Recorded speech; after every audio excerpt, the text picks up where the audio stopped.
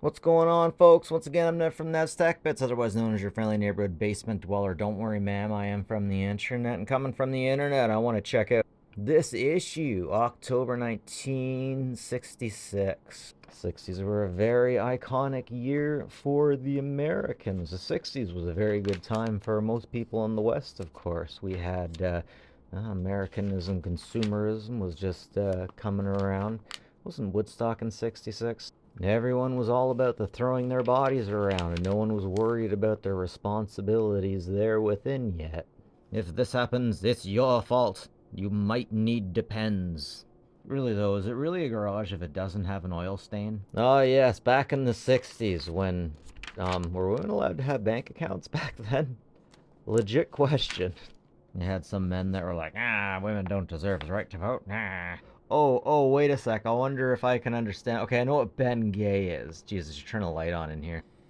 Yeah, so a lot has changed since this came out. Come on, don't be changing focus on me. Believe it or not, in Canada, you couldn't actually grape your wife. It wasn't considered assault or anything like that until like the 70s.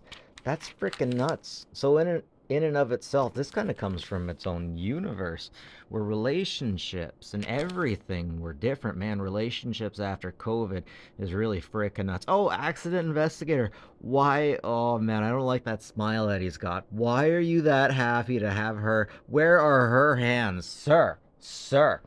I am so happy that I don't need to have to worry about aerials and antennas, but you know what? Maybe I should be. Wouldn't it be cool if instead of getting everything over the internet over a cable that we paid for, if we could get it and trade it with one another over these old things that we have hanging out all over the place? What would it take to get on the internet without paying somebody? That's an interesting thought. I can't get over how basic these IBM advertisements are. There, that lighting's a little better.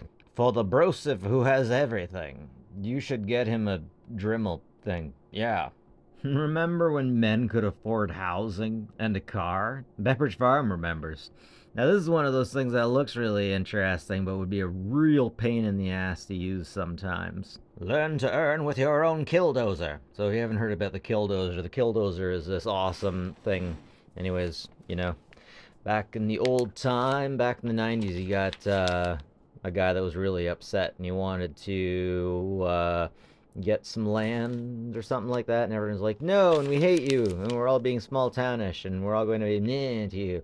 He's like, I'm going to make a killdozer, and I'm going to destroy all your buildings and houses because you wouldn't let me have mine.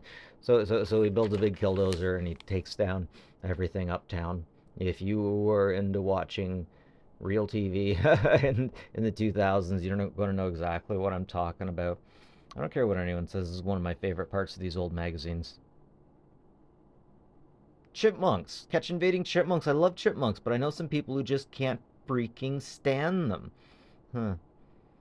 Even back then, people had a weird fascination with picking blackheads. Ugh. Ugh. I don't know. You got Dasher and Dancer with an old German Luger, and he slashed up Prancer just like Freddy Krueger, and he picked up a flamethrower, and he barbecued Blitzen, and he took a big bite and said it tastes just like chicken. That Chevrolet got that ring of fire, yo. I will never be as cool as the people in one of these vehicles, I swear. Imagine driving into hell in something unbelievably well fortified and hardly being able to see a damn thing, but still having a giant howitzer on the end of it. Like driving into hell and giving Satan a little bit of the pepper. That's what I'm talking about, Bobby. I'll tell you what, U.S. Army would not want to mess with those guys. I got a collection of funny signs here. I got a quick military story to tell you. So in the factories, I always liked talking to the old military guys. They always had the best stories to tell. And it was Canadians like I'm Canadian.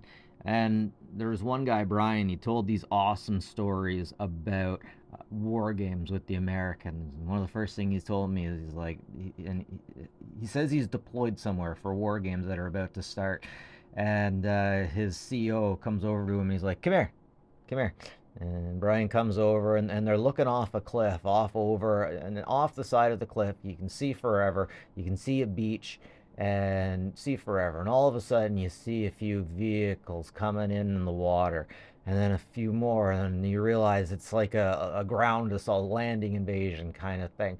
And all of a sudden, the entire beach is full of Americans just deploying and moving. He says there's nothing like it. There's nothing like watching them deploy and move out. The American Army does not fuck around. Oh man, I love these images that goes into what's exactly on the inside. Damn. That is slick. Like I can't say I know what's going on in there. I know where the air filter is. I know where to put in the squishy wishy and the oil. I know what the springs are. I know about internal combustion. But damn, damn, damn. I love how American cars, especially the old ones, got this look like, look, I don't want to kick your ass, but I can. Don't make me. You're cooler you are. I'm cool where I am. Don't mess with me. Unless you're in something like that, then you want Betty and Veronica in the front seat with you. That's just how it goes in these magazines. These magazines are giving me a true love of old American cars. Maybe some rice burners too, but the European ones just look so fabulous. Nothing wrong with that, of course. It's just not my thing. Oh, whoa! I want to do that. I want to do that. Is that guy drinking that guy's drinking moonshine. I will never be this manly. I will never be this manly. This is the true fun shit right here. I mean, just testing the chaos, putting some shit together and going out and tell me the swamp ain't chaos. They're literally going out into the swamps with their DACA and their vehicles and just man, the fish must be really confused about what's going on when these things drive on through.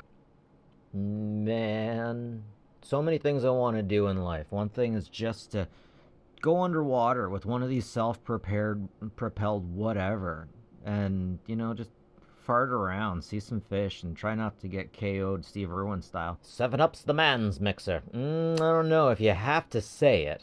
That's about all the fun stuff here from me, Net from Tech, but like and subscribe if you like stuff. It's always appreciated. And as always, folks, take care of each other.